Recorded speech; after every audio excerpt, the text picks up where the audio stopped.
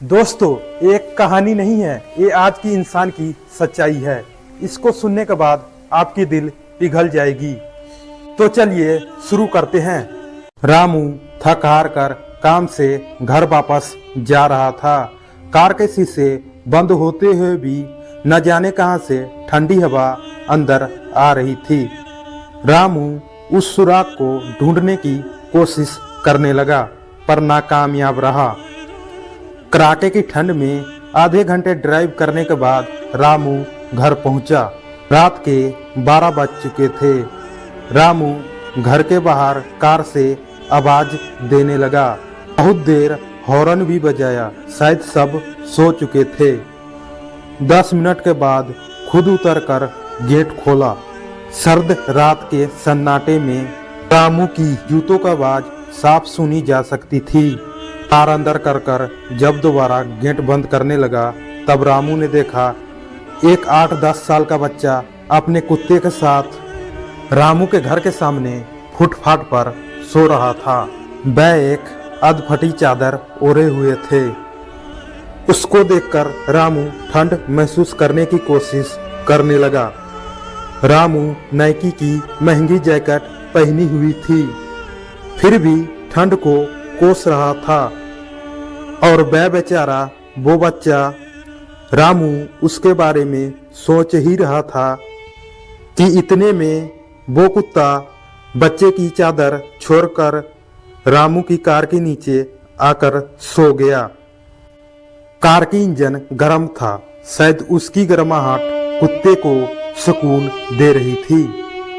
रामू कुत्ते की भगाने के बजाय उसे वहीं सोने दिया और बिना देर किए पीछे के ताला खोलकर रामू घर घुस गया। सबके सब सो रहे थे। रामू चुपचाप अपने कमरे में चला गया। जैसे ही रामू सोने के लिए रजाई उठाई, उस लड़के के ख्याल मन में आ गया। रामू सोचने लगा कि मैं कितना स्वार्थी हूँ।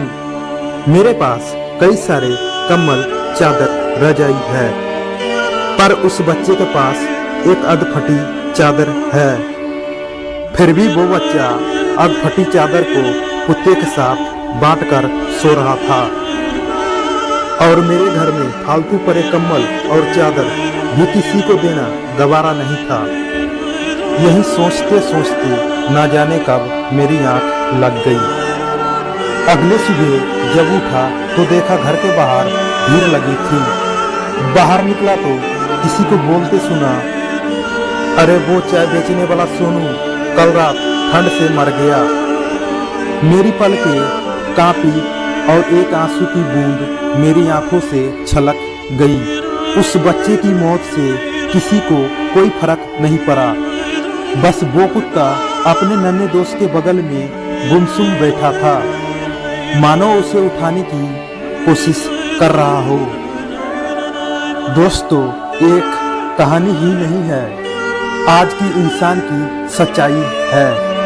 इंसान से अगर इंसानियत चले जाए तो वो इंसान नहीं रहता, दानव बन जाता है। और शायद हम में से ज्यादातर लोग दानव बन चुके हैं।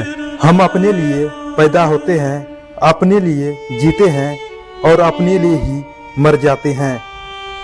चलिए किसी गरीब बच्चे को पढ़ाने का संकल्प लेते हैं और फिर एक बार इंसान बनते हैं।